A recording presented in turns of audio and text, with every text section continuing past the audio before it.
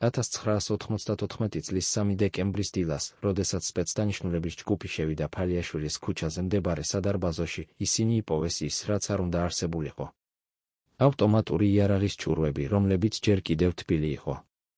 სისხლის კვალი, რომელიც ასფალტზე გადიოდა. და ერთი დეტალი, რომელზეც არავინ ლაპარაკობდა პირველ დღეებში, მანქანის კარზე ხელის ანაბეჭდი, რომელიც ისე იყო დატოვებული, თითქოს ადამიანი ბოლო წამამდე ცდილობდა შიგნით შესვლას. ამ ანაბეჭდის ფოტოგრაფია გაკეთდა უშიშროების სამინისტროს ექსპერტების მიერ, მაგრამ 3 დღის შემდეგ ეს დოკუმენტი გაქრა საქმის მასალებიდან. ვინ წაიღო? და რაც მთავარია, რატომ უნდა დამალულიყო ეს მტკიცებულება, თუ ყველაფერი ისედაც ცხადი იყო. ჭანტურიას მკვლელობა არ იყო უბრალო პოლიტიკური მკვლელობა. ეს იყო შეტყობინება. შეტყობინება იმათთვის, ვინც ფიქრობდა, რომ საქართველოში შეიძლებოდა დამოუკიდებელი პოლიტიკური ძალის არსებობა. შეტყობინება იმათთვის, ვინც ჯერ კიდევ სჯეროდა, რომ ეროვნული იდეა შეეძლო გადაერჩინა რუსული გავლენებისგან. და რაც ყველაზე საშინელია, შეტყობინება თავად შევარდნაძისთვის, რომელმაც 3 კვირით ადრე მოისმინა გაფრთხილება და არაფერი გააკეთა. როდესაც ჭანტურია შევიდა კრწანისის რეზიდენციაში იმ ნოემბრის საღამოს, მან იცოდა, რომ ეს შეიძლებოდა ყოფილიყო მისი ბოლო შანსი გადარჩენისთვის. მან პირდაპირ უთხრა პრეზიდენტს, ჩემს წინააღმდეგ ტერაქტი მზადდება. შევარდნაძემ მოусმინა, თავი დაუქნია და უთხრა, ვიცი. მაგრამ არაფერი მოხდა. არც დაცვა გაძლიერდა, არც გამოძიება დაიწყო, არც ერთი ადამიანი არ დააკავეს. 3 კვირის შემდეგ ჭანტურია მოკვდა. რატომ? ეს არის კითხვა, რომელზეც 30 წელია ვერავინ პასუხობს. რატომ არ დაიცვა სახელმწიფოს მეთაურმა ადამიანი, რომელიც მისი პოლიტიკური მოკავშირე იყო? რატომ დაუშვა, რომ ეროვნულ-დემოკრატიული პარტიის ლიდერი, ადამიანი, რომელსაც ჰქონდა რეალური შანსი გახდომოდა საქართველოს მომავალი პრემიერ-მინისტრი, მოკლულიყო თბილისის ცენტრში, დილის საათებში, როდესაც ქალაქი უკვე იღვიძებდა? არსებობს 3 ვერსია. პირველი ამბობს, რომ შევარდნაძე უბრალოდ გამოთვალა, ჭანტურია უფრო საშიში იყო ცოცხალი, ვიდრე მკვდარი. მეორე ამბობს, რომ ეს იყო მსხვერპლშეწირვა, რომელიც საჭირო იყო იმისთვის, რომ შემდეგ დაეწყო რეპრესიები იგორ გიორგაძისა და მხედრიონის წინააღმდეგ. მესამე ამბობს, რომ ყველაფერი დაიგეგმა მოსკოვში და შევარდნაძე უბრალოდ არ შეეძლო წინააღმდეგობა. მაგრამ არც ერთი ამ ვერსიებიდან არ პასუხობს მთავარ კითხვაზე, როგორ შეეძლო ადამიანს, რომელიც იცოდა, რომ მისი პოლიტიკური კონკურენტი სიკვდილის საფრთხის წინაშე იყო, უბრალოდ დაელოდა. 1994 წლის ნოემბერში, როდესაც ჭანტურია შევიდა კრწანისის რეზიდენციაში, საქართველო იყო ქვეყანა, რომელიც ჯერ კიდევ ცდილობდა გაერკვია, რა იყო თავისუფლება და რა იყო ღალატი. გამზირი იყო სავსე ადამიანებით, რომლებიც ჯერ კიდევ სჯეროდათ, რომ დამოუკიდებლობა ნიშნავდა რაღაცას. მაგრამ სახელმწიფო უკვე იყო სხვა ხელებში. იგორ გიორგაძე, უშიშროების მინისტრი, ადამიანი, რომელსაც ეძახდნენ რუსეთის კაცი, საქართველოში უკვე აკონტროლებდა ყველაფერს, სპეცსამსახურებს, მხედრიონს, ქუჩებს. და ჭანტურია იყო ერთადერთი, ვინც ჯერ კიდევ ბედავდა ამის შესახებ საჯაროდ ლაპარაკს. მან პარლამენტში თქვა, გიორგაძე არის საფრთხე ჩვენი სახელმწიფოებრიობისთვის. მან თქვა, რუსული ბაზები უნდა გავიდეს საქართველოდან. მან თქვა, დსთ არის ახალი იმპერია. და ყოველი ამ სიტყვის შემდეგ მისი გარშემოწრე იკვრებოდა. ადამიანები, რომლებიც მას მიჰყვებოდნენ ქუჩაში, იწყებდნენ გაჩენას. მანქანები, რომლებიც მის სახლთან იდგნენ ღამით, ხდებოდნენ ნაცნობი სანახაობა. და ჭანტურია იცოდა, რომ ეს არ იყო უბრალო დაკვირვება. ეს იყო მომზადება. იმ ნოემბრის საღამოს, როდესაც ის შევიდა შევარდნაძის კაბინეტში, ჭანტურიამ თან წაიღო ერთი დოკუმენტი. ეს იყო ანონიმური წერილი, რომელიც მიღებული იყო მისი პარტიის ოფისში 2 კვირით ადრე. წერილში იყო დაწერილი, ჭანტურიას დღეები დათვლილია. ოპერაცია დაგეგმილია დეკემბრის დასაწყისისთვის. შემსრულებლები უკვე არიან თბილისში. არანაირი ხელმოწერა, არანაირი დეტალი. მაგრამ ჭანტურიამ იცოდა, რომ ეს არ იყო ცარიელი მუქარა.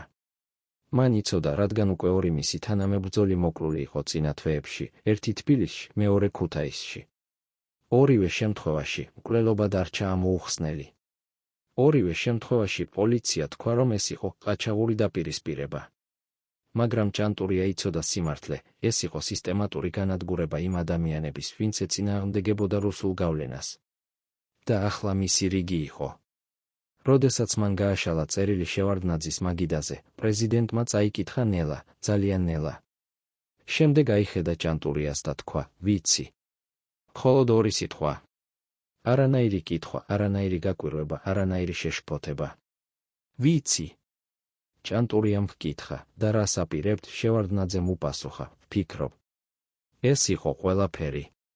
შეხვედრა გაგრძელდა კიდევ 20 წუთი, მაგრამ ამ თემაზე აღარაფერი ითქვა. როდესაც ჭანტურია გავიდა რეზიდენციიდან, მან იცოდა, რომ დახმარება არ მოვიდოდა. მაგრამ რატომ? რატომ უთხრა შევარდნაძემ, ვიცი და არაფერი გააკეთა? პირველი ვერსია ამბობს, რომ ეს იყო ცივი პოლიტიკური გათვლა. ჭანტურია იყო ადამიანი, რომელსაც ჰქონდა ყველაფერი, რაც შევარდნაძეს აკლდა: ახალგაზრდული ენერგია, ეროვნული იმიჯი, ხალხის ნამდვილი სიყვარული. 1994 წელს, როდესაც საქართველო ჯერ კიდევ ეძებდა თავის გზას, ჭანტურია იყო ალტერნატივა. ალტერნატივა შევარდნაძის პრაგმატულ პოლიტიკას, რომელიც ნიშნავდა კომპრომისებს რუსეთთან, კომპრომისებს კრიმინალურ სტრუქტურებთან, კომპრომისებს იმ ადამიანებთან, ვინც ომში გამდიდრდნენ. ჭანტურია არ აპირებდა კომპრომისებს. მან თქვა, ან ჩვენ ვიქნებით თავისუფალი ქვეყანა, ან არაფერი. და ეს იყო საშიში. საშიში იმიტომ, რომ ხალხი იწყებდა მის მოსმენას. საშიში იმიტომ, რომ მომავალი არჩევნები შეეძლო მოეგო. საშიში იმიტომ, რომ შევარდნაძის გარშემო უკვე იყვნენ ადამიანები, რომლებიც ჩურჩულებდნენ, ჭანტურია უფრო ძლიერი ხდება. და თუ ეს მართალი იყო, მაშინ შევარდნაძეს ჰქონდა მოტივი. მოტივი იმისა, რომ დაელოდა. დაელოდა, სანამ სხვები გააკეთებდნენ მის სამუშაოს. მეორე ვერსია უფრო საშინელია. ის ამბობს, რომ ჭანტურიას მკვლელობა იყო მსხვერპლშეწირვა. მსხვერპლშეწირვა, რომელიც საჭირო იყო იმისთვის, რომ შევარდნაძეს ჰქონოდა საფუძველი დიდი თამაშისთვის. 1995 წლის 29 აგვისტოს, 9 თვის შემდეგ ჭანტურიას სიკვდილის შემდეგ, შევარდნაძის მანქანაზე ტერაქტი მოხდა. ტერაქტი, რომელშიც პრეზიდენტი გადარჩა, მაგრამ რომელიც გახდა საფუძველი იმისა, რომ სრულად განადგურებულიყო იგორ გიორგაძის ძალოვანი სტრუქტურები. მხედრიონი დაიშალა, გიორგაძე გაიქცა რუსეთში, ასობით ადამიანი დააკავეს. და ყველაფერი ეს მოხდა ჭანტურიას სახელით. ჩვენ ვაგრძელებთ ჭანტურიას საქმეს, ამბობდა შევარდნაძე. ჩვენ არ დაუშვებთ, რომ მკვლელები დარჩნენ დაუსჯელები. მაგრამ რა თუ ეს იყო გეგმა თავიდანვე? რა თუ ჭანტურიას სიკვდილი იყო ის ფასი, რომელიც შევარდნაძემ მზად იყო გადაეხადა იმისთვის, რომ მოგვიანებით ჰქონოდა მორალური უფლება განედგურებინა თავისი ძალოვანი კონკურენტები? ეს ვერსია ჟღერს როგორც კონსპირაცია, მაგრამ არსებობს ერთი დეტალი, რომელიც მას სანდოს ხდის. ჭანტურიას მკვლელობის გამოძიება არასოდეს დასრულებულა. არასოდეს. 30 წელია არავინ დასჯილა. არავინ დააკავეს. არავინ მიუთითეს, როგორც ეჭვმიტანილი. როგორ შეიძლება, რომ პოლიტიკური ლიდერის მკვლელობა, რომელიც მოხდა თბილისის ცენტრში, დარჩეს ამოუხსნელი? როგორ შეიძლება, რომ სახელმწიფოს, რომელსაც ჰქონდა სპეცსამსახურები, დაკვირვება, აგენტები, არ შეეძლო პოვნა ის ადამიანები, ვინც ეს გააკეთა? მესამე ვერსია მიუთითებს მოსკოვზე. ის ამბობს, რომ ჭანტურიას მკვლელობა დაიგეგმა რუსულმა სპეცსამსახურებმა, რადგან ჭანტურია იყო ერთადერთი პოლიტიკოსი საქართველოში, რომელიც ღიად ეწინააღმდეგებოდა თსთ-ში შესვლას და რუსული სამხედრო ბაზების დარჩენას. 1994 წელი იყო გადამწყვეტი წელი საქართველოსთვის. ომი აფხაზეთში დასრულებული იყო, სამხრეთ ოსეთში ცეცხლის შეწყვეტა მოქმედებდა, მაგრამ ქვეყანა ჯერ კიდევ იყო ქაოსში. და რუსეთი გვთავაზობდა დახმარებას. დახმარებას, რომელიც ნიშნავდა სამხედრო ბაზებს, ნიშნავდა თსთ-ში შესვლას, ნიშნავდა იმას, რომ საქართველო კვლავ გახდებოდა მოსკოვის გავლენის ზონა. შევარდნაძე მზად იყო ამ გარიგებისთვის. მან იცოდა, რომ ეს იყო ერთადერთი გზა სტაბილურობისთვის. მაგრამ ჭანტურია არ იყო მზად. მან თქვა, ეს არის ღალატი. მან თქვა, ჩვენ ვიბრძოლეთ დამოუკიდებლობისთვის, არა იმისთვის, რომ კვლავ გავხდეთ რუსეთის პროვინცია. და ეს იყო წინადადება, რომელიც მოსკოვში ძალიან კარგად გაიგეს. იგორ გიორგაძე, ადამიანი, რომელსაც ეძახდნენ რუსეთის კაცი, იყო უშიშროების მინისტრი. მისი სპეცდანიშნულების ჯგუფები იყვნენ ადამიანები, რომლებიც წვრთნილები იყვნენ რუსეთში. და როდესაც ჭანტურია მოკლეს, ზოგიერთი მათგანი იყო თბილისში. ეს არის ფაქტი. მაგრამ არის თუ არა ეს მტკიცებულება? არის თუ არა ეს საკმარისი იმისთვის, რომ ვთქვათ, მოსკოვმა გააკეთა? თუ ეს არის მხოლოდ კიდევ ერთი თეორია, რომელიც ვერასოდეს დადასტურდება. ჭანტურიას ცხოვრების ბოლო 3 კვირა იყო ცხოვრება პარანოიაში. მან იცოდა, რომ მას აკვირდებოდნენ. მან იცოდა, რომ მისი ტელეფონები მოსმენილი იყო. მან იცოდა, რომ ყოველი მისი ნაბიჯი ფიქსირდებოდა. მაგრამ მან არ შეცვალა თავისი ცხოვრების წესი. ის ყოველდღიურად გამოდიოდა სახლიდან იმავე დროს, ჯდებოდა იმავე მანქანაში, დადიოდა იმავე მარშრუტით. მისი მეგობრები ეუბნებოდნენ, შეცვალე რაღაც იყავი ფრთხილი. მაგრამ ჭანტურია პასუხობდა, თუ მე დავიწყებ შიში, მაშინ ისინი უკვე მოიგეს. ეს იყო მისი პრინციპი. პრინციპი, რომელიც მას დაუჯდა სიცოცხლე. 1994 წლის 3 დეკემბრის დილას, როდესაც ის გამოვიდა სადარბაზოდან, მისი ცოლი ირინა სარიშვილი იყო მასთან. ისინი ჯდებოდნენ მანქანაში. ჭანტურია უკვე ხელს აკრავდა კარს, როდესაც პირველი რიგი გაისმა. ავტომატური იარაღი. პროფესიონალური ცეცხლი. არანაირი გაფრთხილება, არანაირი სიტყვა, არანაირი შანსი. ჭანტურია დაეცა ადგილზე. ირინა სარიშვილი მძიმედ დაიჭრა, მაგრამ გადარჩა. შემსრულებლები გაქრნენ წამებში. არავინ დაიჭირეს. არავინ ვერ იდენტიფიცირეს. და ყველაზე საშინელი, არავინ არ გაკვირდა. როდესაც ამბავი მივიდა კრწანისის რეზიდენციაში, შევარდნაძე იყო თავის კაბინეტში. მან მოისმინა ინფორმაცია, დაყო რამდენიმე წუთი ჩუმად და შემდეგ თქვა, ეს არის ტრაგედია ჩვენი ქვეყნისთვის. მაგრამ არავინ არ დაინახა ცრემლი. არავინ არ დაინახა შოკი. არავინ არ დაინახა გაკვირვება. და ეს არის ის, რაც ყველაზე მეტად აწუხებს იმ ადამიანებს, ვინც იმ დღეს იყო რეზიდენციაში. როგორ შეიძლება, რომ ადამიანი, რომელმაც 3 კვირით ადრე მოისმინა გაფრთხილება, არ გამოიჩინოს არანაირი ემოცია, როდესაც ეს გაფრთხილება ხდება რეალობა? როგორ შეიძლება, რომ პრეზიდენტი, რომელსაც ჰქონდა ყველა რესურსი იმისთვის, რომ დაეცვა თავისი პოლიტიკური მოკავშირე, უბრალოდ თქვას ტრაგედია და გააგრძელოს თავისი დღე? ეს არის კითხვა, რომელზეც 30 წელია არავინ პასუხობს. და შესაძლოა, არასოდეს უპასუხოს. მე ვიცოდი, რომ ისინი მოვიდოდნენ, მაგრამ არ ვიცოდი როდის, ამბობს ზურაბ შვანია, ჭანტურიას ყოფილი თანაშემწე, ხელები ჯერ კიდევ კანკალებს 30 წლის შემდეგაც. ის იჯდა ოფისში იმ დეკემბრის დილას, როდესაც ტელეფონი დარეკა. პირველი სიტყვები, რომლებიც გაიგონა იყო, გიორგი აღარ არის. არა, მოკლეს, არა მოხდა ტრაგედია, უბრალოდ აღარ არის, თითქოს ადამიანი უბრალოდ გაქრა, გაიცვა, გახდა ჰაერი. შვანია გახსოვს, როგორ გაიქცა ქუჩაში, როგორ ვერ იპოვა ტაქსი, როგორ გაიარა ფეხით 2 კილომეტრი ფალიაშვილის ქუჩამდე. როდესაც მივიდა, სისხლი უკვე გარეცხილი იყო, მაგრამ ჭურვები ჯერ კიდევ იდო ასფალტზე. პოლიციელები დგანან წრეში და ლაპარაკობდნენ ჩუმად, თითქოს ეშინოდათ, რომ ვინმე მოისმენდა. ერთ-ერთმა მათგანმა უთხრა ჟვანიას, წადი სახლში, აქ აღარაფერია საკეთებელი. მაგრამ ჟვანია დარჩა. დარჩა და უყურებდა, როგორ აგროვებდნენ მტკიცებულებებს, როგორ იღებდნენ ფოტოებს, როგორ წერდნენ ოქმებს. და მან დაინახა ის, რაც არავის უნდა ენახა, როგორ წაიღო ერთ-ერთმა უშიშროების თანამშრომელმა პატარა პოლიეთილენის პარკი, რომელშიც იყო რაღაც, რაც ჰგავდა დოკუმენტს. წაიღო და ჩაიდო ჯიბეში. არა საქაღალდეში, არა მტკიცებულებების ყუთში, ჯიბეში. ჟვანიამ ჰკითხა, ეს რა იყო? უშიშროების თანამშრომელმა უპასუხა, არაფერი, რაც შენ უნდა იცოდე. და ეს იყო მომენტი, როდესაც შვანიამ გაიგო, გამოძიება არასოდეს იპოვიდა მკვლელებს, რადგან გამოძიება არ აპირებდა მათ ძებნას. რას ფიქრობდა ჭანტურია იმ ბოლო 3 კვირაში, როდესაც იცოდა, რომ სიკვდილი მოდიოდა? მისი ცოლი ირინა სარიშვილი, რომელიც გადარჩა იმ დილას, ამბობს, რომ ის შეიცვალა. არა გარეგნულად, შინაგანად. ის ნაკლებად ლაპარაკობდა, ნაკლებად იღიმებოდა, ნაკლებად ეხუმრებოდა. ღამით იღვიძებდა და იჯდა სამზარეულოში, სვამდა ჩაის და უყურებდა ფანჯარას, თითქოს ელოდა რაღაცას. ერთხელ 2 დღით ადრე იმ ნოემბრის შეხვედრამდე შევარდნაძესთან, ირინამ ჰკითხა, რა ხდება? ჭანტურიამ უპასუხა, არაფერი, რაც შენ უნდა იცოდე. იგივე სიტყვები, რომლებიც მოგვიანებით უშიშროების თანამშრომელმა უთხრა ჟვანიას. იგივე ფორმულა, რომელიც ნიშნავდა, სიმართლე ძალიან საშიშია. მაგრამ ირინა არ ჩამორჩა. მან ჰკითხა კვლავ, გიორგი, მითხარი, გეშინია და ჭანტურიამ პირველად და ბოლოს უპასუხა გულწრფელად, დიახ, მეშინია. მაგრამ არა იმის, რაც მოხდება ჩემთან. მეშინია იმის, რაც მოხდება ამ ქვეყანასთან, როდესაც მე აღარ ვიქნები. ეს იყო მისი აღიარება.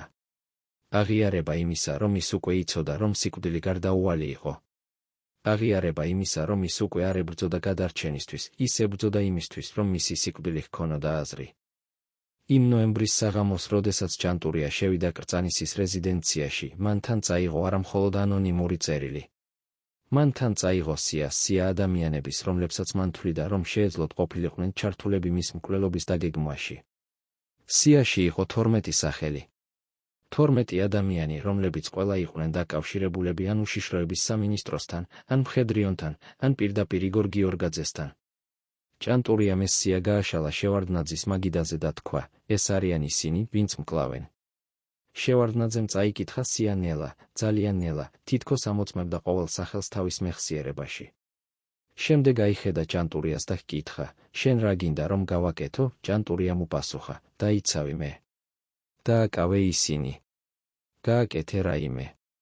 შევარდნაძემ თქვა, თუ მე დავიწყებ ამ ადამიანების დაკავება, ქვეყანაში ომი დაიწყება.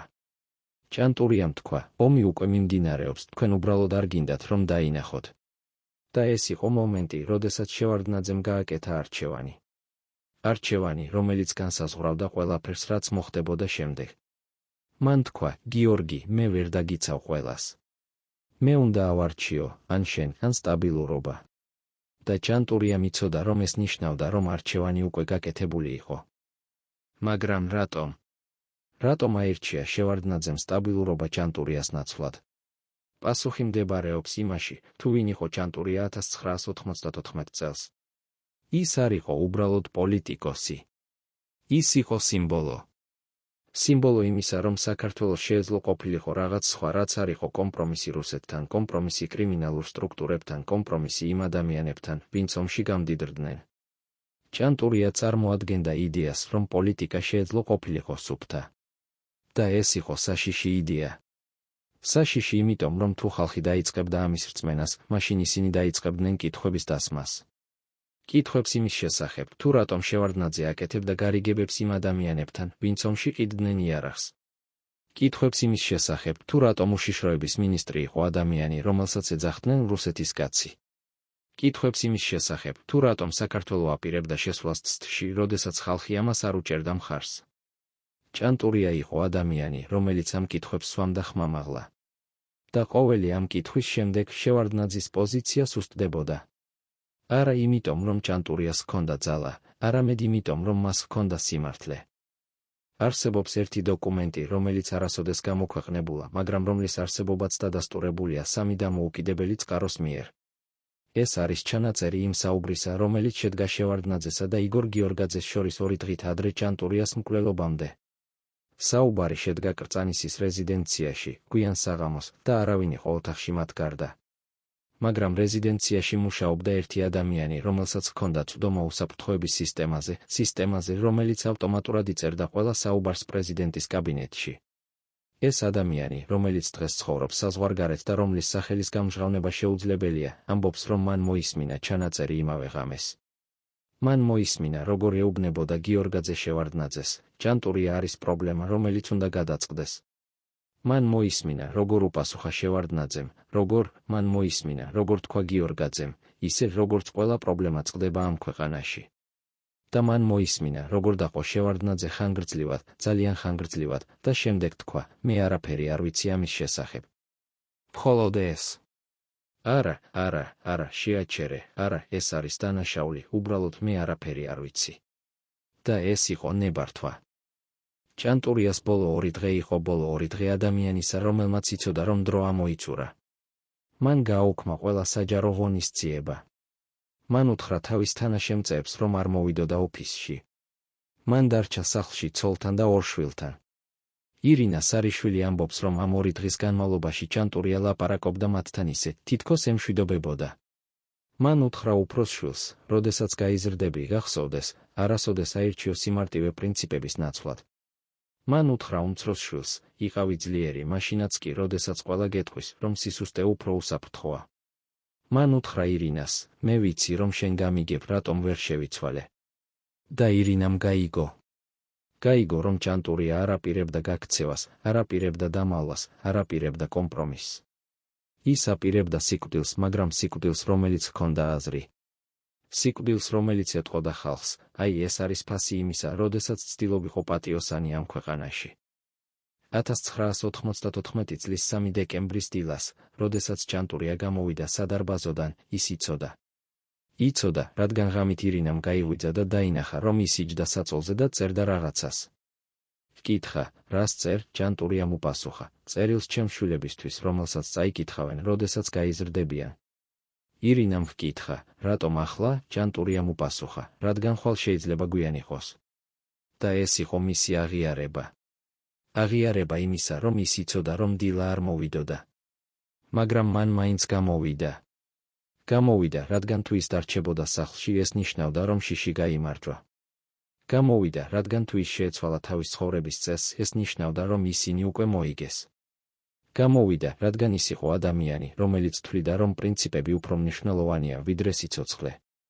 და როდესაც პირველი რიგი გაისმა, როდესაც ის დაეცა ასფალტზე, როდესაც სისხლი დაიწყო გადინება, ირინა სარიშვილი, რომელიც იწვა მის გვერდით, მოისმინა მისი ბოლო სიტყვები. არა დახმარება, არა რატომ, არა ვინ, უბრალოდ ახლა ისინი იცოდნენ. ისინი იცოდნენ რას? იცოდნენ, რომ ჩანტურია არ შეეშინდა. იცოდნენ, რომ მისი სიკვდილი იქნებოდა მტკიცებულება იმისა, თუ რა ხდებოდა საქართველოში. იცოდნენ, რომ ახლა ხალხი დაიწყებდა კითხვების დასმას. მაგრამ დაიწყო თუ არა? ჩანტურიას დაკრძალვაზე მოვიდა ათასობით ადამიანი. ათასობით ადამიანი, რომლებიც სტიროდნენ, რომლებიც ყვიროდნენ, რომლებიც ითხოვდნენ სამართალს. მაგრამ სამართალი არასოდეს მოვიდა. გამოძიება გაგრძელდა 1 წელი, 2 წელი, 5 წელი, 10 წელი და არაფერი. არავინ დააკავეს, არავინ დასჯეს, არავინ მიუთითეს როგორც ეჭვმიტანილი. და ნელ-ნელა, ძალიან ნელა, ხალხი დაივიწყა. დაივიწყა, რადგან ახალი ტრაგედიები მოვიდა, ტერაქტი შევარდნაძის წინააღმდეგ, ომი ჩეჩნეთში, ეკონომიკური კრიზისი. დაივიწყა, რადგან ტელევიზია აღარ საუბრობდა ჩანტურიაზე. დაივიწყა, რადგან შევარდნაძე გააგრძელა თავისი მმართველობა, თითქოს არაფერი მომხდარა. და ეს არის ყველაზე საშინელი, არა ის, რომ ჩანტურია მოკლეს, არამედ ის, რომ მისი სიკვდილი არაფერი შეცვალა. ის მოკვდა იმის რწმენით, რომ მისი სიკვდილი გახსნიდა ხალხის თვალებს. მაგრამ თვალები დარჩა დახუჭული. დარჩა დახუჭული, რადგან შიში უფრო ძლიერი აღმოჩნდა, ვიდრე სიმართლე. დღეს, 30 წლის შემდეგ, ირინა სარიშვილი ცხოვრობს იმავე სახლში, სადაც ცხოვრობდა ჩანტურიასთან ერთად. ის ინახავს იმ წერილს, რომელიც ჩანტურიამ დაწერა თავისი სიკვდილის წინაღამეს. ის არასოდეს გამოუქვეყნებია ეს წერილი, რადგან როგორც ამბობს, ჯერ კიდევ ძალიან საშიშია. საშიშია ვისთვის? საშიშია იმათთვის, ვინც ჯერ კიდევ ცოცხალია და ვინც ჯერ კიდევ ფლობს ძალაუფლებას. საშიშია იმათთვის, ვინც იცის, რომ ამ წერილში არის სახელები იმ ადამიანების, რომლებიც ჩანტურიამ დაასახელა როგორც მისი მკვლელობის დამგეგმავები. სახელები, რომლებიც დღესაც არიან ცნობილი საქართველოში. სახელები, რომლებიც დღესაც არიან ძალაუფლებაში. და ეს არის ის, რაც ყველაზე მეტად აწუხებს, არა ის, რომ ჩანტურიას მკვლელობა დარჩა ამოუხსნელი, არამედ ის, რომ ყველა მიცის, ვინ გააკეთა, მაგრამ არავინ ბედავს ამის თქმას. რადგან ის, ვინც ბედავს, იცის, რა მოხდება. იცის, რადგან ჩანტურიას მაგალითი ჯერ კიდევ ცოცხალია. ჯერ კიდევ ცოცხალია როგორც გაფრთხილება, აი ეს არის ფასი იმისა, როდესაც ცდილობიყო პატიოსანი ამ ქვეყანაში. შევარდნაძე გააგრძელა მმართველობა კიდევ 14 წელი ჩანტურიას სიკვდილის შემდეგ. 14 წელი, რომლის განმავლობაშიც ის არასოდეს ილაპარაკა ჩანტურიაზე. არასოდეს ახსენა მისი სახელი საჯარო გამოსვლებში, არასოდეს მივიდა მის საფლავზე, არასოდეს გამოხატა მწუხარება. თითქოს ჩანტურია არასოდეს არსებულა. მაგრამ ის არსებობდა ხალხის მეხსიერებაში, არსებობდა იმ კითხვებში, რომლებსაც ვერავინ ბედავდა ხმამაღლა დასმას, არსებობდა იმ შიში, რომელიც ჯერ კიდევ აკონტროლებდა ქვეყანას. და როდესაც 2003 წელს ვარდების რევოლუციამ დაამხო შევარდნაძე, როდესაც ათასობით ადამიანი გამოვიდა ქუჩებში და მოითხოვა ცვლილება, ბევრმა მათგანმა ხელში ეჭირა ფოტო გიორგი ჩანტურიასი, ადამიანისა, რომელმაც იცოდა ფასი იმისა, როდესაც ცდილობიყო პატიოსანი ამ ქვეყანაში. უშიშროების სამინისტროს არქივში, სადაც ინახება 1994 წლის საქმეები, არსებობს ერთი საქაღალდე, რომელსაც აქვს კოდი ოპერაცია თოვლი. საქაღალდე შეიცავს 230 გვერდს, დოკუმენტებს, ფოტოებს, ჩანაწერებს. მაგრამ როდესაც 2006 წელს ერთმა ჟურნალისტმა მოითხოვა წვდომა ამ საქაღალდეზე საინფორმაციო თავისუფლების კანონის საფუძველზე, მას უთხრეს, რომ 30 გვერდი აკლია. 30 გვერდი, რომლებიც გაქრა სადღაც 2001 წელსა და 2006 წელს შორის. გაქრა ისე, რომ არავინ იცის როდის, არავინ იცის როგორ, არავინ იცის ვინ.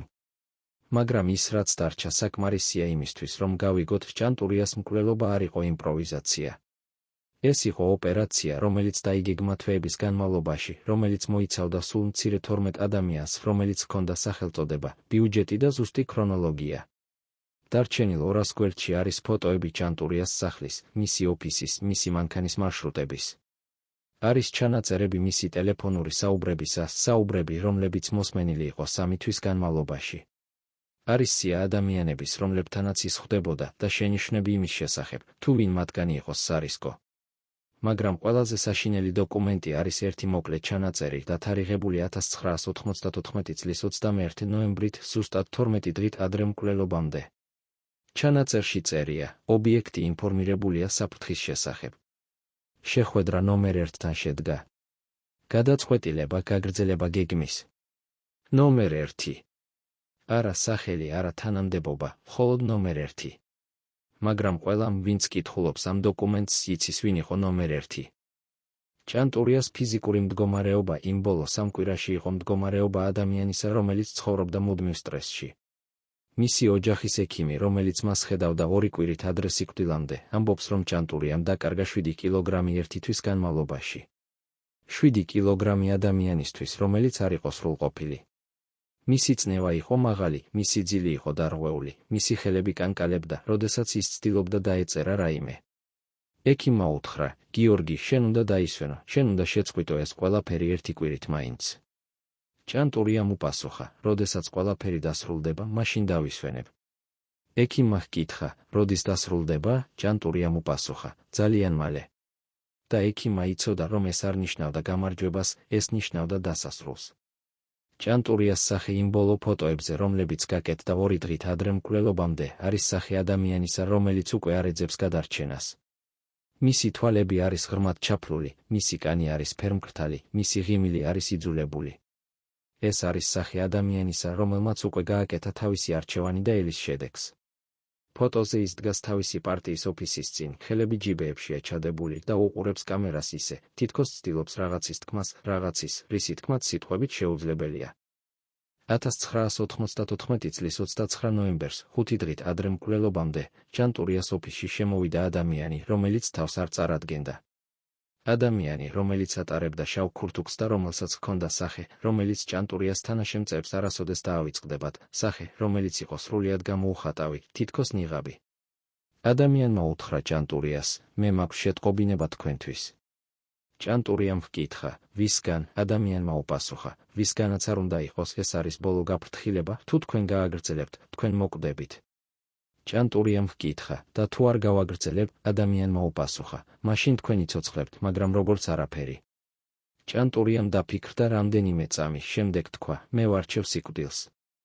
ადამიანი გავიდა ისე, როგორც შემოვიდა, ჩუმად, სწრაფად, გამოუხატავი სახით. ჭანტურიას თანაშემწეები, რომლებიც იყვნენ ოთახში, ჰკითხეს, ვინ იყო ეს? ჭანტურიამ უპასუხა, ეს იყო კურიერი. კურიერი ვისგან? კურიერი იმ ადამიანებისგან, რომლებმაც უკვე გადაწყვიტეს, რომ ჭანტურია უნდა მოკვდეს, მაგრამ რომლებიც ჯერ კიდევ აძლევდნენ მას შანსს იმისა, რომ გაქცეულიყო, დამალულიყო, ჩამორჩენილიყო. მაგრამ ჭანტურიამ არ აირჩია ეს შანსი. ის აირჩია სიკვდილი, რადგან სიკვდილი ნიშნავდა, რომ ის დარჩებოდა ის, ვინც იყო, ადამიანი, რომელიც არ ეშინოდა. მაგრამ ვინ იყო ეს კურიერი? ვინ იყო ის ადამიანი, რომელმაც მიიღო დავალება, რომ წასულიყო ჭანტურიასთან და ეთქვა, ან გაჩერდი, ან მოკვდები. დარჩენილ დოკუმენტებში ოპერაცია თოვლის საქაღალდიდან არის ერთი ფოტო ადამიანისა, რომელიც დგას ჭანტურიას ოფისის წინ 29 ნოემბრის დღეს. ფოტო გაკეთებულია დაკვირვების კამერიდან, რომელიც იყო დამონტაჟებული მოპირდაპირე შენობაზე. ფოტოზე ჩანს ადამიანი შავ ქურთუქში, რომელიც შედის შენობაში. ფოტოს ქვეშ არის ხელით დაწერილი შენიშვნა, აგენტი ნომერ 32, მისია შესრულებულია. აგენტი ნომერ 32. არა სახელი, არა გვარი, მხოლოდ ნომერი. მაგრამ 2010 წელს ერთმა ყოფილმა უშიშროების თანამშრომელმა, რომელიც გაიქცა საქართველოდან და ახლა ცხოვრობს ევროპაში, გამოაქვეყნა მემუარები. მემუარებში ის წერს, აგენტი ნომერ 32 იყო ადამიანი, რომელსაც ეძახდნენ ჩრდილი, რადგან ის არასოდეს ტოვებდა კვალს. ის იყო სპეციალისტი იმ ოპერაციებში, რომლებიც მოითხოვდა ფსიქოლოგიურ ზეწოლას. ის არასოდეს კლავდა, ის უბრალოდ აფრთხილებდა. და მისი გაფრთხილებები ყოველთვის ხდებოდა რეალობა. ჩრდილი. ადამიანი, რომელიც არასოდეს კლავდა, მაგრამ რომლის გაფრთხილებების შემდეგ ადამიანები კვდებოდნენ. ადამიანი, რომელიც იყო ბოლო ხიდი ცხოვრებასა და სიკვდილს შორის. და ჭანტურია გადავიდა ამ ხიდს.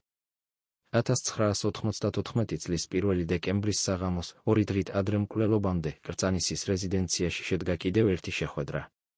შეხვედრა, რომელზეც არავინ ლაპარაკობს, მაგრამ რომლის არსებობაც დადასტურებულია რეზიდენციის სტუმრების ჟურნალით.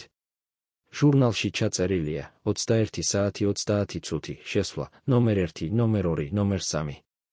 23 საათი 10 წუთი გასვლა, ნომერ 1, ნომერ 2, ნომერ 3. 2 საათი და 40 წუთი. 2 საათი და 40 წუთი, რომლის განმავლობაშიც 3 ადამიანი იყვნენ შევარდნაძესთან, 3 ადამიანი, რომლებიც არ იყვნენ ჩაწერილი სახელებით, არამედ ნომრებით. ნომერ 1 შევარდნაძე. ნომერ 2 იგორ გიორგაძე, უშიშროების მინისტრი. ნომერ 3 ადამიანი, რომლის ვინაობა ჯერ კიდევ არის საიდუმლო, მაგრამ რომლის როლი იყო გადამწყვეტი. ადამიანი, რომელიც იყო დამკავშირებელი რგოლი შევარდნაძესა და იმ სტრუქტურებს შორის, რომლებიც აკონტროლებდნენ ქუჩებს. ადამიანი, რომელიც 2005 წელს, 1 წლით ადრე ვარდების რევოლუციამდე, გარდაიცვალა გულის შეტევით, გარდაიცვალა ისე უეცრად, რომ ექიმებსაც კი გაუკვირდათ. რას ისაუბრეს ამ 3 ადამიანმა იმ 2 საათისა და 40 წუთის განმავლობაში? არსებობს მხოლოდ ერთი ირიბი მტკიცებულება, მოკლედ ჩანაწერი, რომელიც იპოვეს ნომერ 3-ის პირად დღიურში მისი სიკვდილის შემდეგ. ჩანაწერში წერია, 1 დეკემბერი 1994 წელი, გადაწყვეტილება მიღებულია. ღმერთმა შეგვიწყალოს ყველას. გადაწყვეტილება რის შესახებ? გადაწყვეტილება ჭანტურიას ბედის შესახებ. ჭანტურიას მკვლელობის შემდეგ, როდესაც ქვეყანა იყო შოკში, როდესაც ხალხი ითხოვდა სამართალს, ერთი ადამიანი იყო, რომელიც მოულოდნელად გახდა ძალიან ძლიერი. ეს ადამიანი იყო ზურაბ შვანია, ადამიანი, რომელიც იყო ჭანტურიას ახლობელი მეგობარი, მაგრამ რომელიც მკვლელობის შემდეგ უეცრად აღმოჩნდა იმ პოზიციაზე, რომელიც ჭანტურიას უნდა ეკავა. შვანია გახდა ეროვნულ-დემოკრატიული პარტიის ლიდერი, გახდა პარლამენტის თავმჯდომარე, გახდა ადამიანი, რომელსაც ყველა მოიხსენიებდა როგორც ჭანტურიას მემკვიდრეს. მაგრამ იყო ერთი დეტალი, რომელიც ძალიან ცოტამ შენიშნა, შვანია არასოდეს ითხოვდა ჭანტურიას მკვლელობის გამოძიების გაგრძელებას. არასოდეს. ის ლაპარაკობდა ჭანტურიაზე როგორც გმირზე, ლაპარაკობდა მის იდეებზე, ლაპარაკობდა მის მემკვიდრეობაზე, მაგრამ არასოდეს ლაპარაკობდა იმაზე, თუ ვინ მოკლა ის. და ეს იყო საკმარისი იმისთვის, რომ ზოგიერთმა ადამიანმა დაეწყო ეჭვი. ეჭვი იმისა, რომ შვანია იცოდა რაღაც, რაც არავინ იცოდა. ეჭვი იმისა, რომ შვანია იყო ნაწილი იმ გარიგებისა, რომელიც გააკეთეს იმ 1 დეკემბრის საღამოს კრწანისის რეზიდენციაში. გარიგებისა, რომელიც ამბობდა ჭანტურია უნდა წავიდეს, მაგრამ მისი პარტია უნდა დარჩეს და ვინმე უნდა იყოს, ვინც გააგრძელებს, მაგრამ უფრო მოქნილად, უფრო პრაგმატულად, უფრო კონტროლირებადად. შვანია იყო ეს ვინმე. ის იყო ადამიანი, რომელიც ჰგავდა ჭანტურიას, მაგრამ რომელიც არ იყო ჭანტურია. ის იყო ადამიანი, რომელიც ლაპარაკობდა თავისუფლებაზე, მაგრამ რომელიც აკეთებდა გარიგებებს. და ეს იყო ზუსტად ის, რაც შევარდნაძეს სჭირდებოდა. 2005 წელს, 11 წლის შემდეგ ჭანტურიას მკვლელობის შემდეგ, ზურაბ შვანია გარდაიცვალა. გარდაიცვალა ისე უცნაურად, რომ მთელმა ქვეყანამ იცოდა, ეს არ იყო უბრალო სიკვდილი. ოფიციალური ვერსია ამბობდა გაზის მოწამვლა. მაგრამ ექსპერტები ამბობდნენ, შეუძლებელია. შვანიას ახლობლები ამბობდნენ, მკვლელობა. მაგრამ გამოძიება დასრულდა იმავე გზით, როგორც ჭანტურიას გამოძიება, არაფრით. და ეს იყო მომენტი, როდესაც ბევრმა ადამიანმა დაიწყო ფიქრი, რა თუ შვანია მიცოდა ძალიან ბევრი. რა თუ ის იყო ერთადერთი ადამიანი, რომელიც იცოდა სიმართლე იმის შესახებ, თუ რა მოხდა იმ 1 დეკემბრის საღამოს კრწანისის რეზიდენციაში. რა თუ ის იყო ადამიანი, რომელიც უნდა მოკვდარიყო, რადგან ის იყო ბოლო ხიდი ჭანტურიას სიკვდილსა და სიმართლეს შორის. ეს არის თეორია, რომელსაც ვერავინ დაამტკიცებს. მაგრამ ეს არის თეორია, რომელსაც ბევრი ადამიანი გრძნობს როგორც სიმართლეს. სიმართლეს იმის შესახებ, რომ ჭანტურიას მკვლელობა არ იყო დასასრული, ეს იყო დასაწყისი. დასაწყისი იმ ჯაჭვისა, რომელიც ჯერ კიდევ გრძელდება. დღეს, 30 წლის შემდეგ ჭანტურიას მკვლელობის შემდეგ, საქართველოში ცხოვრობს ერთი ადამიანი, რომელიც იცის ყველაფერი. ეს ადამიანი არის ის, ვინც იყო იმ ოთახში იმ 1 დეკემბრის საღამოს, ის, ვინც იყო ნომერ 3. ეს ადამიანი დღეს არის ერთ-ერთი ყველაზე მდიდარი ადამიანი საქართველოში. ადამიანი, რომელსაც აქვს ბიზნესები, აქვს გავლენა, აქვს დაცვა. ადამიანი, რომელიც არასოდეს ლაპარაკობს პოლიტიკაზე, არასოდეს იძლევა ინტერვიუებს, არასოდეს ჩნდება საჯაროდ. ადამიანი, რომელიც ცხოვრობს ისე, თითქოს ცდილობს იყოს უხილავი. მაგრამ ის არის ხილული იმათთვის, ვინც იცის სად უნდა ეძებოს. ხილული იმ დოკუმენტებში, რომლებიც აჩვენებს, თუ როგორ მიიღო ის ყველაფერი ჭანტურიას სიკვდილის შემდეგ, როგორ მიიღო კონტრაქტები, როგორ მიიღო ლიცენზიები, როგორ მიიღო მიწები. ხილული იმ ფაქტში, რომ ყოველი ახალი ხელისუფლება, რომელიც მოდის საქართველოში, ტოვებს მას მშვიდობაში. ტოვებს მშვიდობაში, რადგან ის იცის რაღაცს, რაც არავინ უნდა იცოდეს. იცის, ვინ იყო ნომერ 1, ვინ იყო ნომერ 2 და რაზე ისაუბრეს ისინი იმ 2 საათისა და 40 წუთის განმავლობაში. იცის, რატომ უთხრა შევარდნაძემ, მე არაფერი არ ვიცი ამის შესახებ, როდესაც გიორგაძემ უთხრა, ჭანტურია არის პრობლემა, რომელიც უნდა გადაწყდეს. იცის, რატომ არ დაიცვა შევარდნაძემ ჭანტურია, როდესაც იცოდა მოსალოდნელი საფრთხის შესახებ. იცის, რადგან ის თავად იყო ნაწილი ამ გადაწყვეტილებისა. ჭანტურიას მკვლელობის შემდეგ ერთი რამ შეიცვალა საქართველოში, ხალხმა შეიტყო, რომ პატიოსნება კლავს. შეიტყო, რომ თუ შენ ცდილობ იყო ის, ვინც ხარ, თუ შენ ცდილობ იბრძოლო იმისთვის, რაც სწორია, თუ შენ ცდილობ არ გააკეთო კომპრომისი, შენ მოკვდები. და ეს გაკვეთილი ჯერ კიდევ ცოცხალია.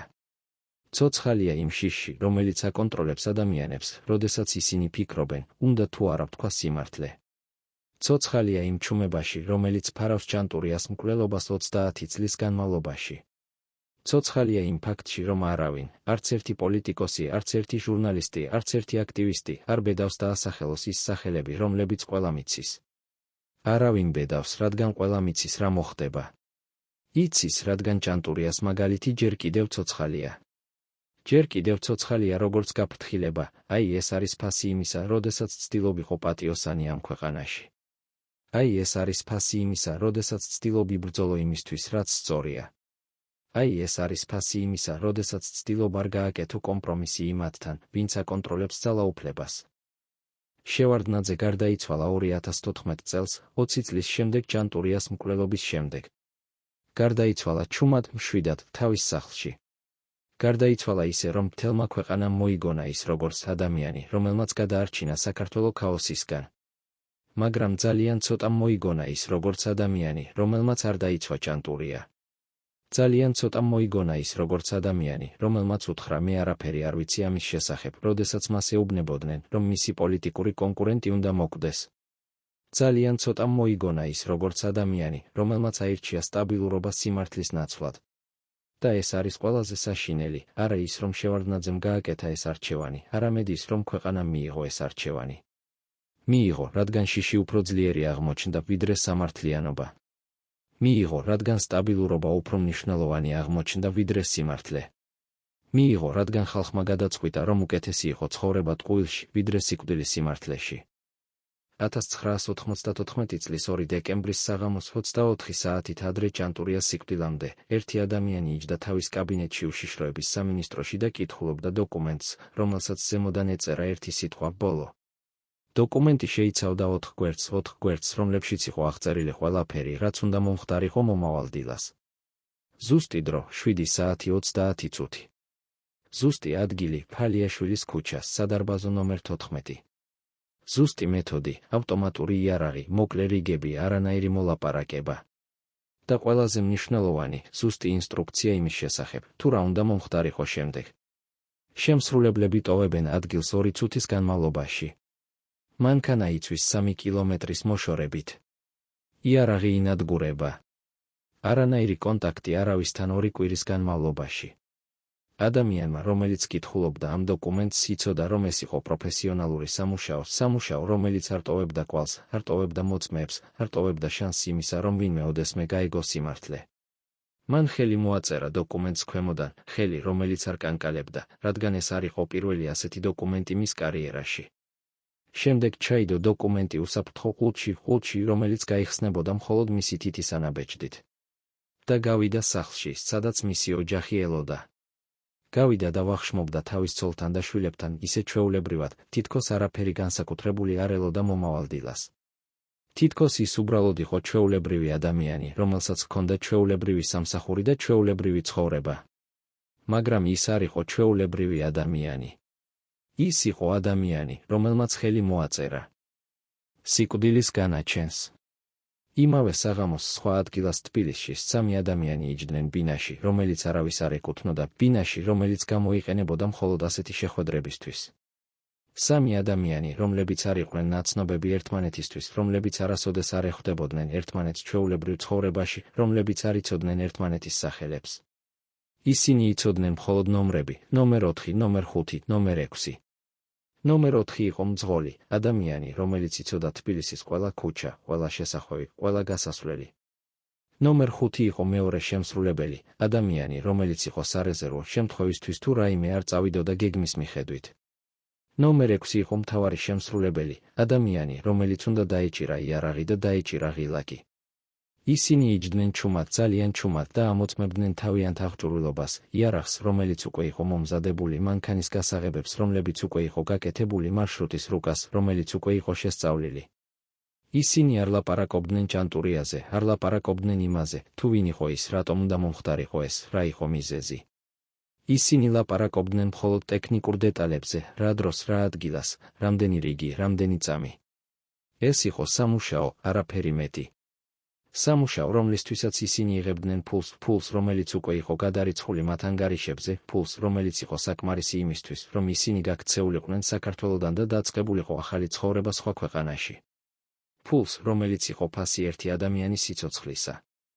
ჭანტურიას ბოლო ღამე იყო ღამე, როდესაც ის ვერ ეძინა. ირინა სარიშვილი ამბობს, რომ ის გაიღვიძა ღამის 2 საათზე და დაინახა, რომ ჭანტურია იდგა ფანჯრის წინ და უყურებდა ქუჩას. უყურებდა ისე, თითქოს ელოდა რაღაცას, ელოდა მანქანას, რომელიც უნდა გამოჩენილიყო, ელოდა ადამიანებს, რომლებიც უნდა ამოსულიყვნენ, ელოდა ბოლოს. ირინამ ჰკითხა, გიორგი, მოდი საწოლში. ჭანტურიამ უპასუხა, მე არ შემიძლია. მე უნდა ვიყო მზად. ირინამ ჰკითხა, მზად რისთვის? ჭანტურიამ უპასუხა, მზად იმისთვის, რაც მოდის. და ეს იყო მისი აღიარება იმისა, რომ ის იცოდა, რომ დილა იქნებოდა ბოლო დილა. იცოდა, რადგან ის უკვე იგრძნო ის, რასაც ყველა ადამიანი გრძნობს, როდესაც სიკვდილი ახლოვდება, გრძნობს ჰაერში, გრძნობს ჩრდილებში, გრძნობს ჩუმებაში. ჭანტურია დაბრუნდა საწოლთან, მაგრამ არ დაწვა. ის იჯდა და უჭირავდა ირინას ხელი, უჭირავდა ისე მტკიცედ, თითქოს ეშინოდა, რომ თუ გაუშვებდა, ის გაქრებოდა. უჭირავდა და ლაპარაკობდა თავის ბავშვობაზე, თავის ოცნებებზე, თავის იმედებზე. ლაპარაკობდა იმაზე, თუ როგორ წარმოიდგენდა საქართველოს მომავალს, საქართველოს, რომელიც იქნებოდა თავისუფალი, დამოუკიდებელი, პატიოსანი. ლაპარაკობდა იმაზე, თუ როგორ სჯეროდა, რომ ეს შესაძლებელი იყო, თუ ადამიანები არ შეეშინდებოდნენ. მაგრამ ახლა ის იცოდა, რომ ადამიანები ეშინოდათ. ეშინოდათ იმდენად, რომ ისინი ირჩევდნენ ჩუმებას სიმართლის ნაცვლად, ირჩევდნენ სტაბილურობას თავისუფლების ნაცვლად, ირჩევდნენ სიცოცხლეს პრინციპების ნაცვლად. და ეს იყო ის, რაც ყველაზე მეტად აწუხებდა მას, არა თავისი სიკვდილი, არამედ ის, რომ მისი სიკვდილი არაფერს შეცვლიდა. 1994 წლის 3 დეკემბრის დილას, 7 საათზე, ჭანტურია გაიღვიძა. გაიღვიძა ისე ჩვეულებრივად, თითქოს ეს იყო ჩვეულებრივი დილა. ჩაიცვა, დალია ყავა, წაიკითხა გაზეთი. ირინა უყურებდა მას და ვერ იგებდა, როგორ შეეძლო ადამიანს, რომელმაც იცოდა, რომ სიკვდილი მოდიოდა, ყოფილიყო ასე მშვიდი. როგორ შეეძლო მას ყოფილიყო ასე ჩვეულებრივი? მაგრამ ჭანტურია არ იყო მშვიდი, ის უბრალოდ იყო გადაწყვეტილი. გადაწყვეტილი იმაში, რომ ის არ შეეცვლებოდა, არ გაიქცეოდა, არ დამალულიყო. გადაწყვეტილი იმაში, რომ ის იქნებოდა ის, ვინც იყო, ადამიანი, რომელიც არ ეშინოდა. და როდესაც დადგა დრო გასასვლელად, როდესაც ის ჩაიცვა ქურთუკი და აიღო ჩანთა, ირინამ ჰკითხა, შეიძლება მე მოვიდე შენთან? ჭანტურიამ უპასუხა, არა, დარჩი სახლში. მაგრამ ირინა არ დარჩა. ის გაჰყვა ჭანტურიას, რადგან იგრძნო, რომ თუ არ გაჰყვებოდა, ეს იქნებოდა ბოლო შანსი იმისა, რომ ენახა ის ცოცხალი. გაჰყვა და ჩაჯდა მანქანაში მის გვერდით. და ეს იყო გადაწყვეტილება, რომელმაც გადაარჩინა მისი სიცოცხლე, რადგან შემსრულებლებს ჰქონდათ ინსტრუქცია მხოლოდ ჭანტურიას შესახებ, არა მის ცოლის შესახებ. და როდესაც ისინი დაინახეს, რომ 2 ადამიანი იყო მანქანაში, ისინი დააყოვნეს ერთი წამი, რომელიც იყო საკმარისი იმისთვის, რომ ირინამ გადარჩენოდა. 7 საათ 30 წუთზე, როდესაც ჭანტურია გამოვიდა სადარბაზოდან, ქუჩა იყო ცარიელი. ცარიელი ისე, თითქოს ყველა მიცოდა, რომ რაღაც უნდა მომხდარიყო. ცარიელი ისე, თითქოს თავად ქალაქი უჭირავდა სუნთქვა. ჭანტურია გავიდა და დაიწყო სიარული მანქანისკენ, სიარული, რომელიც იყო ნელი, ძალიან ნელი, თითქოს ის იცოდა, რომ ეს იყო ბოლო ნაბიჯები. ირინა მიჰყვებოდა მას, უჭირავდა მისი ხელი, გრძნობდა როგორ კანკალებდა მისი თითები. და მაშინ, როდესაც ჭანტურია აიღო მანქანის კარის სახელური, როდესაც ის უკვე იყო ერთი წამის მოშორებით იმისგან, რომ ჩაჯდომოდა შიგნით და წასულიყო, მოხდა ის, რაც უნდა მომხდარიყო. პირველი რიგი გაისმა იქიდან, სადაც არავინ უნდა ყოფილიყო, გაისმა მოპირდაპირე შენობის სახურავიდან, სადაც ნომერ 6 იდგა თავისი იარაღით. გაისმა ისე მკვეთრად, ისე ხმამაღლა, რომ მთელმა ქუჩამ გაიგონა. და ჭანტურია დაეცა. დაეცა ისე, როგორც ეცემა ადამიანი, რომელმაც იცოდა, რომ ეს მოვიდოდა, დაეცა ჩუმად, თითქოს ეს იყო გათვლილი, თითქოს ეს იყო ბოლო აქტი იმ სპექტაკლისა, რომელიც მან თავად დაწერა. ირინა დაეცა მის გვერდით, დაჭრილი, მაგრამ ცოცხალი. და ბოლო რამ, რაც მან გაიგონა, იყო ჭანტურიას ხმა, რომელიც ჩურჩულებდა, ახლა ისინი იცოდნენ. იცოდნენ რას? იცოდნენ, რომ ის არ შეეშინდა. იცოდნენ, რომ ის იყო ის, ვინც იყო ბოლომდე. შემსრულებლები გაქრნენ 2 წუთის განმავლობაში, ზუსტად ისე, როგორც იყო დაგეგმილი. ნომერ 6-მა დატოვა სახურავი, ჩავიდა ქვემოთ შიდა კიბით, გამოვიდა უკანა შესასვლელიდან. ნომერ 4 ელოდა მას მანქანაში 2 ქუჩის მოშორებით. ნომერ 5, რომელიც იყო სარეზერვო, არასოდეს არ დასჭირდა, ყველაფერი წავიდა გეგმის მიხედვით. მანქანა გაემართა ისე ჩუმად, ისე უხმაუროდ, თითქოს არასოდეს არ ყოფილა იქ. 3 კილომეტრის მოშორებით ცარიელ ჰანგარში მანქანა დაიცვა. იარაღი ჩაყარეს მდინარეში. ტანსაცმელი გადაიცვა. და სამივე ადამიანი გაიყო სამ მიმართულებად, სამ ქვეყანად, სამ ახალ ცხოვრებად. ისინი არასოდეს აღარ ეხვდებოდნენ ერთმანეთს. არასოდეს აღარ ილაპარაკებდნენ იმაზე, რაც მოხდა. არასოდეს აღარ იტყოდნენ სახელს ადამიანისა, რომელიც მათ მოკლეს. რადგან ეს იყო წესი, რომელიც ინახავდა მათ ცოცხლებს. წესი, რომელიც ამბობდა, თუ შენ ილაპარაკებ, შენ მოკვდები. და ისინი არ ილაპარაკეს. არასოდეს. უშიშროების სამინისტროში იმავე დილას, ადამიანი, რომელმაც ხელი მოაწერა დოკუმენტს, მიიღო ტელეფონის ზარი. ზარი, რომელიც ამბობდა მხოლოდ 2 სიტყვას, სამუშაო შესრულებულია. მან დახურა ტელეფონი, გააღო უსაფრთხო ყუთი, ამოიღო დოკუმენტი და დაწვა. დაწვა ისე საფუძვლიანად, რომ არაფერი დარჩა, არც ერთი სიტყვა, არც ერთი ასო, არც ერთი კვალი. შემდეგ დაურეკა ერთ ნომერს, რომელიც იყო შენახული მის ტელეფონში როგორც ნომერ 1. დაურეკა და თქვა, ყველაფერი დასრულდა. ხმა მეორე მხრიდან უპასუხა, კარგი. მხოლოდ ეს. არანაირი კითხვა, არანაირი კომენტარი, არანაირი ემოცია. მხოლოდ კარგი. და ეს იყო ყველაფერი, რაც საჭირო იყო. ადამიანმა დახურა ტელეფონი, ჩაიდო ჯიბეში და გავიდა თავისი კაბინეტიდან. გავიდა და დაიწყო თავისი ჩვეულებრივი სამუშაო დღე, რომელიც არაფრით განსხვავდებოდა სხვა დღეებისგან. თითქოს არაფერი მომხდარა. თითქოს ის უბრალოდ იყო ჩვეულებრივი ადამიანი, რომელსაც ჰქონდა ჩვეულებრივი სამსახური. მაგრამ ის არ იყო ჩვეულებრივი ადამიანი. ის იყო ადამიანი, რომელმაც ხელი მოაწერა სიკვდილის განაჩენს. და ეს იყო რაღაც, რასაც ის ატარებდა თავისთან ბოლომდე, ატარებდა როგორც ტვირთს, რომელიც არასოდეს მსუბუქდებოდა. დღეს, როდესაც თქვენ დადიხართ ფალიაშვილის ქუჩაზე, თქვენ ვერ იპოვით არანაირ ნიშანს იმისა, რომ აქ მოხდა ის, რაც მოხდა 1994 წლის 3 დეკემბრის დილას. არანაირი მემორიალური დაფა, არანაირი ძეგლი, არანაირი ნიშანი. მხოლოდ ასფალტი, რომელიც გარეცხილია 1000-ჯერ, მხოლოდ სადარბაზო, რომელიც გამოიყურება როგორც ყველა სხვა სადარბაზო, მხოლოდ ქუჩა, რომელიც ცხოვრობს თავისი ცხოვრებით. მაგრამ თუ თქვენ იცით სად უნდა ეძებოთ, თუ თქვენ იცით რას უნდა ეძებოთ, თქვენ დაინახავთ რაღაცას. დაინახავთ პატარა ყვავილებს, რომლებიც ყოველწლიურად ჩნდება იმ ადგილას, სადაც ჭანტურია დაეცა. ყვავილებს, რომლებსაც ტოვებენ ადამიანები, რომლებიც ახსოვთ. ადამიანები, რომლებიც ჯერ კიდევ სჯერათ, რომ პატიოსნება არ უნდა კლავდეს. ადამიანები, რომლებიც ჯერ კიდევ ელიან იმ დღეს, როდესაც სიმართლე გამოვა. მაგრამ გამოვა თუ არა? გამოვა თუ არა ოდესმე სიმართლე იმის შესახებ, თუ რატომ არ დაიცვა შევარდნაძემ ჭანტურია, როდესაც იცოდა მოსალოდნელი საფრთხის შესახებ.